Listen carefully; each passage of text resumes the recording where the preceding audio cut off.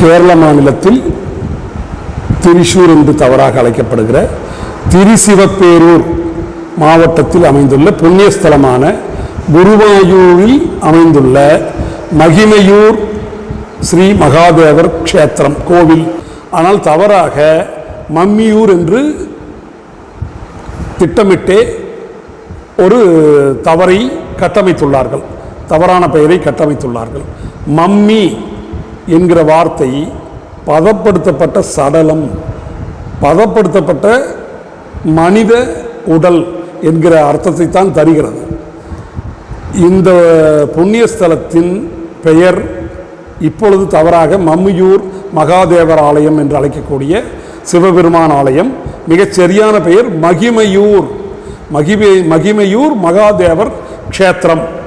33 கோடி தேவர்களிலேயே பெரிய நாயகனாகிய